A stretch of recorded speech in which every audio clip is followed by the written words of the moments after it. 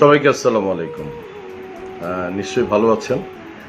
আপনারা বুঝতেই পাচ্ছেন একটা বিশেষ কারণে আমি লাইভে আসছি। তো কারণটা হচ্ছে, দেখুন, আমার 31-32 বছরের ফিল্ম ক্যারিয়ারে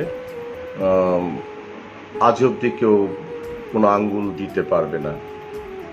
বিশেষ করে আমার স্ত্রীকে আমি বিয়ে করেছি 27 বছর। আমার ফুটফুটে দুটি ছেলে মেয়ে আছে, আমার ফারদিন এবং ফাইজা। আমার ছেলে আলহামদুলিল্লাহ বিয়ে করেছে, আয়েশা। আমার বোন আছে, ভাই আছে, আমার ভাগ্নি আছে, সবাই আছে। তো আমি গতকাল একটি অ্যাপ্লাই করেছিলাম শিল্পী সমিতিতে জায়েদ খানের বিরুদ্ধে। তো আমি সেটাতে কিন্তু এখন আমি অটল। আমি লাইভে কেন আসলাম এটার আমি আগে আপনাদেরকে আমি একটু ক্লিয়ার করে দিই। আমার চাওয়া পাওয়ার বাংলা চলচ্চিত্রে কিচ্ছু নাই। Hit, super hit, bumper hit plus number 1 এই ধরনের আল্লাহ আমাকে দিয়েছে। এই চলচ্চিত্রের মানুষরা দিয়েছে, প্লাস দর্শকরা দিয়েছে। আমি কোনো বিষয়ে ওই ইউটিউব চ্যানেলে কোনো চ্যানেলে আমি আসতে আগ্রহী নই। ক্যামেরার সামনে আসব, তার জন্য আমার ফেসবুকটাকেই আমি বেছে নিয়েছি। এখান থেকেই আমি আপনাদেরকে সবাইকে বলে দিচ্ছি, আমি অনেক ফোন পাচ্ছি, আমি ন্যাচারালি একটু সিক ফিল করছি। সো কেউ আমাকে ভিডিও প্লাস অডিওতে যা কিছু বলার আমি অলরেডি বলে দিয়েছি। এখন যে জিনিসটা আমি বলবো সেটা হচ্ছে, তার বিষয়ে যে আমি কথাগুলি বলেছিলাম এটা একদমই সত্য কথা। বিশেষ করে তার গাড়ির বিষয়ে আমার আর আমার ছেলে ফারদিনের কাছে যথেষ্ট পরিমাণে এভিডেন্স আছে। আর মৌসুমী সম্পর্কে যদি বলি, সে আমার স্ত্রী এবং আমার সন্তানের মা। সে একজন গর্জিয়াস মা। আমি তাকে অসম্মান করি একটি কথাও বলবো না, অসম্মান করি একটি কথাও বলবো না।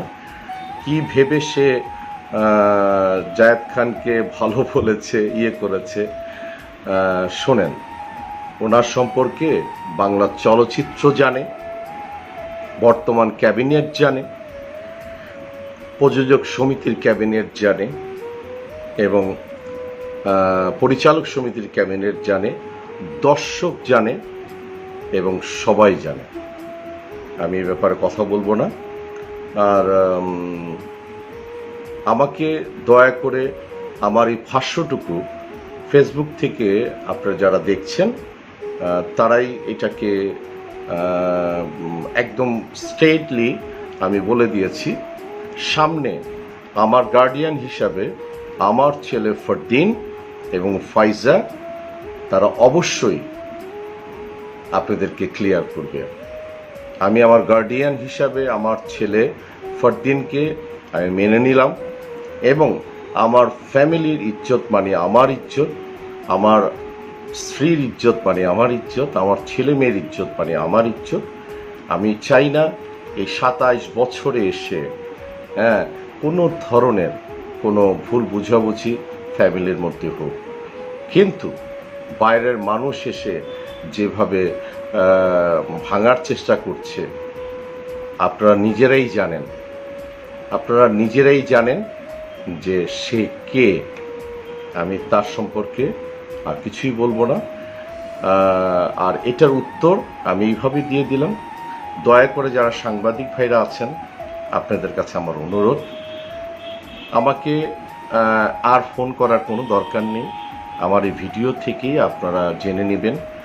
আর দর্শক যারা আছেন, আমি দয়া করে কেউ বাজে মন্তব্য করবেন না মৌসুমীকে নিয়ে, বাজে মন্তব্য করবেন না আমাদেরকে নিয়ে।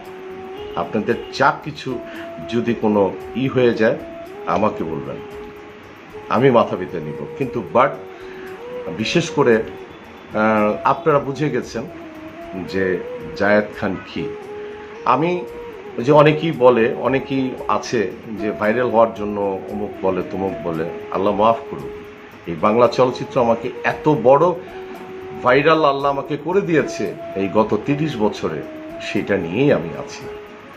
তো সাংবাদিক ভাইদের কাছে আমার অনুরোধ, আমার এখান থেকে সমস্ত কিছু নিয়ে নেবেন, আর আমার ছেলে ফারদিন, ফাইজা, আমার গার্ডিয়ান, তারাই বলবেন। ভালো থাকবেন, আমার জন্য দোয়া করবেন। আর মূলত আমি একজন কার্ডিয়াক পেশেন্ট, আল্লাহ যেন আমাকে সুস্থ রাখে এবং নামাজের মধ্যে রাখে ইনশাআল্লাহ। আমিও আপনাদের জন্য দোয়া করি, আমার পরিবারের জন্য দোয়া করবেন। আমি কখনোই কোনো খারাপ মানুষের সাথে আমি নাই, এবং আমার পরিবারের সাথে আমি থাকতে চাই, আমার ছেলে মেয়ে, আমার স্ত্রী, সবার সাথে থাকতে চাই। ভালো থাকবেন সবাই। এবং আমি এখন প্রচণ্ড রকমের ফিল করি, আমার শালী ইরিন জামান, আমার শাশুড়ি জিয়া, স্নিগ্ধা আমেরিকাতে আছে, শ্রদ্ধা জানে, আমার বোন বকুল আপা, আমার ভাই ইকবাল ভাই, এবং সবাই আমার জন্য দোয়া করবেন, আমি যেন সুন্দরভাবে বেঁচে থাকতে পারি এবং ইমানের সাথে বেঁচে থাকতে পারি। আর কেউ কোনো বাজে মন্তব্য করবেন না, হ্যাঁ, বাজে মন্তব্য করবেন না। কোনো যদি বাজে মন্তব্য করতে হয় আমাকে নিয়ে করেন, ঠিক আছে? ভালো। এমন কিছু জিনিস আছে জাহিদ খানের কাছে, মৌসুমী যদি জাহিদ খানের পক্ষে কথা না বলে তাহলে সেটা তিনি প্রকাশ করে দিবেন। আপনারা তো বুঝতে পারছেন, অমর সানির মতো লোক কখনো মিথ্যা কথা বলার ছেলে না, এবং শান্ত একটা কি এমন জিনিস যে আপনার জায়েদ খান মৌসুমী প্রকাশ করে দেবে এই কারণে? বাবারে কিছু গোপন জিনিস থাকে, আপনার সব কিছু গোপন তো সামনে আনা যায় না, সেটা নিয়ে আসলে সে বিভ্রান্তকরভাবে আছে। সে চাইতেছে যে আমি জাহিদ খানের কথা না বললে আমার লগে বিরাট কিছু হতে পারে। 4 মাস কেন, এটা সোনার চর ছবি থেকে শুরু করছে। মৌসুমী এবং জাহিদ খানের অন্তরঙ্গ শুরু হয়েছে ওই যে সোনার চর ছবি। আসলে আমরা তো অনেক কিছুই বলি, সিনেমা জগতে একের পর এক দুর্ঘটনার কথা আমাদের জাগ্রত হয়। তো আমি মৌসুমীকে একটা কথা বলতে চাই, যেখানে ওই জাহিদ খান, তোমার বোন নায়িকা ইরিন জামান, সাকিব খানের প্রথম ছবির জীবনের নায়িকা ছিল ইরিন জামান, তার সদস্য খাওয়ার পরেও তুমি কিছুই বললা না, তুমি তোমার সংসারের মানুষকে এড়িয়ে গেলা। সেই বিষয়ে তোমাকে বোঝা উচিত ছিল জাহিদ খান কি কাল সাপ, কত রঙের মানুষ। সেই মানুষের সাথে তুমি এইভাবে হাত মিলিয়ে তোমার সংসার, তোমার স্বামীকে তুমি ছোট করলা, ভাইয়া ডাকলা, এটা কোনো কথা হলো? কোনো স্বামীকে কোনো স্ত্রী ভাই ডাকে? আরে সেখানে তো অনেক প্রশ্ন আসে। তুমি যেইভাবে চলাফেরা করো এটা আমরা সিনেমার লোক পছন্দ করি না। তুমি একজন নায়িকা, এই সমাজের, আমাদের চলচ্চিত্রে এক গর্ব, সেখানে তুমি অক্ষুণ্ণ করো কেন? তুমি তোমার স্বামী আগে না তোমার দেবর আগে? কখনো দেবর আগে থাকে? এই জন্য তো মানুষ তোমাকে নিয়ে সিসি করতেছে। আমাদের বাংলা সিনেমাকে তুমি এইভাবে কলঙ্কিত করবা, আমরা তো কখনো তোমার কাছে আশা করিনি। এই ব্যাপারটা সারা বাংলাদেশে যেভাবে মানুষ যেভাবে আগ্রহ দেখিয়ে তোমারই দেখাচ্ছে, আমরা দুঃখিত তোমার কাছে। তুমি এই ধরনের আমাদেরকে সিচুয়েশন করে আমাদেরকে চলচ্চিত্রকে নোংরা বানিয়ে ফেলেছো। তোমরা তো এই সমাজের একজন নাম করা চলচ্চিত্রের, যেমন তোমার স্বামী অমর সানি একজন নাম করা হিরো, তুমি নাম করা হিরোইন। কেন আমরা এই ধরনের তোমাদের কাছ থেকে এটা আশা করব? কখনো আমরা এটা কখনো আশা করি না। অমর সানি এক কথা বলে, মৌসুমী এক কথা বলে, তো আসলে কার কথা রাইট, আমরা কার কথা বিশ্বাস করি? আপনারা সবসময় দেখবেন স্ত্রীরা সবসময় নিচেই থাকে, পুরুষরা সবসময় উপরেই থাকে। অমর সানি কোনো বাংলাদেশে ভাত খায়, ঘাস খায় না। অমর সানি যা বলতেছে তাই সত্য। এই ব্যাপারটা 2-4 দিনের মধ্যে আপনারা দেখবেন যে সব আমাদের সামনাসামনি হবে। তাহলে কি মৌসুমী কি মিথ্যা কথা বলেছে? তাহলে ইয়েস, মৌসুমী মিথ্যা কথা বলেছে। মৌসুমীকে হয়তো জাহিদ খান কোনো ব্ল্যাক ম্যাজিক করেছে, সেই ব্ল্যাক ম্যাজিকেই মৌসুমী পড়ে গেছে। মৌসুমী যে সন্তান, সে কি মিথ্যা কথা বলে? তার বাপের পক্ষে কেন কথা বলে যে আমার মাকে ওই জাহিদ খানে বিরক্ত করে, অমুক করে? কেন তার ফোলা বলছে? এটা কি আপনারা বিশ্বাস করেন না? কোনো মায়ের সন্তান তার মায়ের নামে খারাপ কথা বলে? আজকে কেন সে ফাটদিনই কথা বললো? তার মেয়ে কি তাকে, তার মাকে ভালোবাসে না? তারা একদিকে, মৌসুমী আরেক দিকে। তাদের সংসারের কলহ সবসময় চলতেছে, চলবেই, কিন্তু তাদের বোঝা উচিত তাদের সাংসারিক ব্যাপার কেন আমরা জানবো, কেন আমরা তাকে নিয়ে কথা বলবো? তার বোঝা উচিত ছিল আমরা স্বামী স্ত্রী বৈশা এক জায়গায় তারা একটা মিটিং করে, তাদের ডাইনিং টেবিল আছে না, সেটা তার দোষ করছে কি? তোমার ডাইনিং টেবিল এসে তোমার স্বামীর লোকে পরামর্শ করো যে আমার এই সমস্যা, তোমার কি সমস্যা, তারা দুজনে তো সমাধান করতে পারে। কি বলতে চান যে মৌসুমী জায়েদ খানের কাছে জিম্মি কোনো কারণে? 100% এই কথাটা মিথ্যা না। জিম্মি মানে এমন কিছু জিনিস আছে জাহিদ খানের কাছে, মৌসুমী যদি জাহিদ খানের পক্ষ থেকে কথা না বলে তাহলে সেটা তিনি প্রকাশ করে দিবেন। আপনারা তো বুঝতে পারছেন অমর সানির মতো লোক কখনো মিথ্যা কথা বলার ছেলে না, এবং শান্ত একটা কি এমন জিনিস যে আপনার জায়েদ খান মৌসুমী প্রকাশ করে দেবে এই কারণে? বাবারে কিছু গোপন জিনিস থাকে, আপনার সব কিছু গোপন তো সামনে আনা যায় না, সেটা নিয়ে আসলে সে বিভ্রান্তকরভাবে আছে। সে চাইতেছে যে আমি জাহিদ খানের কথা না বললে আমার লগে বিরাট কিছু হতে পারে। আর অমর সানি তো তার স্বামী, স্বামী স্ত্রীর ভালোবাসার বন্ধন পৃথিবীতে শ্রেষ্ঠ, সে বন্ধন তো সে রাখে না।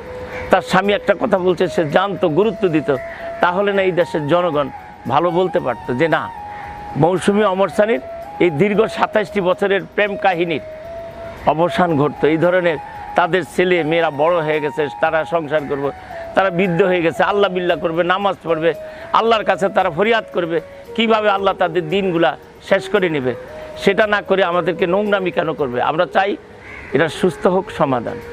মৌসুমী তো বিভিন্ন জায়গায় দেখে, ফফি তার রক্তেরই মানুষ, তার ফুফাতো বোন হয়, সে ফফি দেখছে না ফফির পরিণতিটাকে জাহিদ খান কী করেছে? ফফি কি এটা মিথ্যা কথা বলছে? ইরিন জামান, আমি বলছি ইরিন জামান সম্বন্ধে অনেক কথা হয়েছে। পপি সম্পর্কে একটু বলেন যে পপি আসলে হলো কি জানেন, আমাদের চলচ্চিত্রের সহজ সরল একটা মেয়ে। আমি যখন দেখতাম মান্না সাহেবের লোকে পপি অভিনয় করতো, মুখে হাসিটা দিয়ে আইসা করতো, মিজান ভাই কেমন আছেন? হ্যাঁ কেমন আছি, ভালো আছি ভাই, তুমি ভালো আছো? হ্যাঁ। এই যে মেয়েটাকে এইভাবে যে সমাজের কাছে হেও করছে, যে পিস্তল ঠেকিয়েছে, ওই জাহিদ খানের যে পিস্তলটা, সেটা আসলে বৈধ না, এখন অবৈধ হয়ে গেছে। এই পিস্তল আর তার কাছে থাকবে না। পিস্তলের নখ দিয়া কি মানুষকে বোঝানো যায়, তাকে সাবধান করা যায়? কখনো না। আমরা চাই এই সমস্ত পিস্তল বাজির সমস্যাটার সমাধান হোক, চলচ্চিত্র সুস্থ সমাধানে আসুক। এই ধরনের নোংরামি আর ভাল লাগে না ভাই, আমাদের কাছে খুব খারাপ লাগে। আমরা কেন এই সমস্ত এই যে অমর সানি, জাহিদ খান, মৌসুমীকে নিয়ে আমরা এত কথা বলবো? আমরা কিছুদিন আগে শিল্পী সমিতির জাহিদ খান যেখানে আমাদের সদস্যপদ বাতিল করেছিল, আমরা সেই অধিকার ফিরে পেয়েছি। আমরা সদস্য, আমরা ভোটার 184 জনের মধ্যে আমরা 103 জন। কালকে শামসুল আলম সাহেবকে আমরা এই পক্ষ থেকে আমরা সম্বর্ধনা দিচ্ছি এবং এখানে কেক কাটছি, তার জন্মদিন পালন করেছি। আমরা আমাদের মুরব্বী গুরুজনদেরকে নিয়ে আমরা এখন খেলাধুলা করতেছি। আমরা তো এই একটা লিখিত অভিযোগ দিয়েছে যে 4 মাস ধরে নাকি তার বউকে ডিস্টার্ব করে জায়েদ খান। 4 মাস কেন? এটা সোনার চর ছবি থেকে শুরু করছে। মৌসুমী এবং জাহিদ খানের অন্তরঙ্গ শুরু হয়েছে ওই যে সোনার চর ছবি, সেখান থেকে দেখতাম যে দুজন আলাদা। মৌসুমী থাকে একদিকে, জাহিদ খান আরে অমর সানি থাকে আরেক দিকে। আমরা যতটুকু জানতে পারছি মৌসুমীকে নাকি খাবার পাঠায় জাহিদ খান, এটা আপনি কতটুকু জানেন? আসলে বাবা এটা তো আমরাও শুনতেছি, মৌসুমী দোতলায় থাকেন, অমর সানি নিচতলায় থাকে, আর খাওয়া দাওয়া ফ্যামিলির লগে কখনো একসাথে বসে না।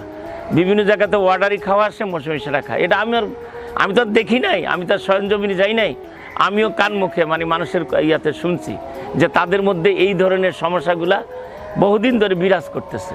তাহলে কি আমরা বলছিলেন যে জায়েদ খানের সংসার যেটা আছে সেটা ভাঙনের একটা প্রথম ধাপ?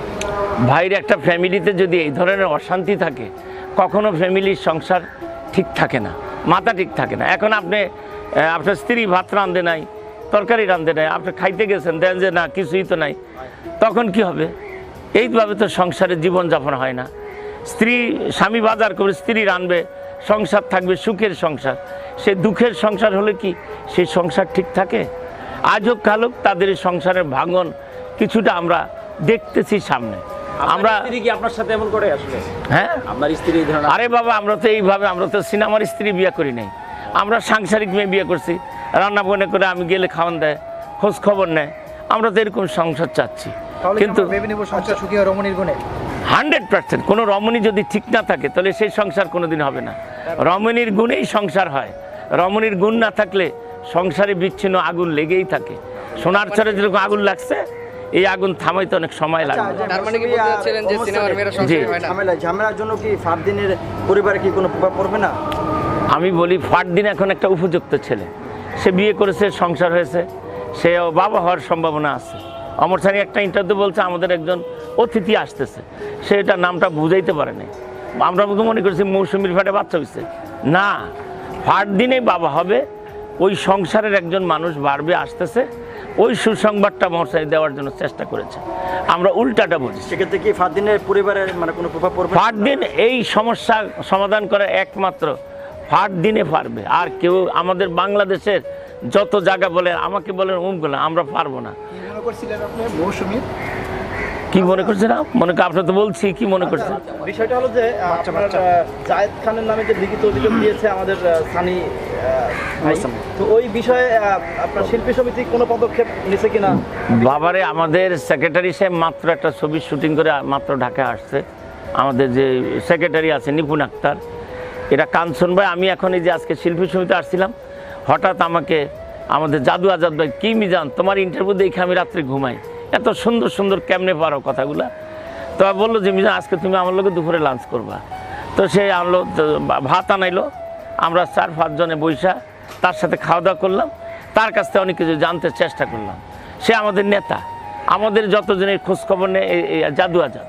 তো সে বলল মিজান ভাই আপনার কথাগুলো খুবই ভালো লাগে, কেননা আপনি এত গুছায় কীভাবে কথা বলেন। আমি তার কথা খুব সন্তুষ্ট।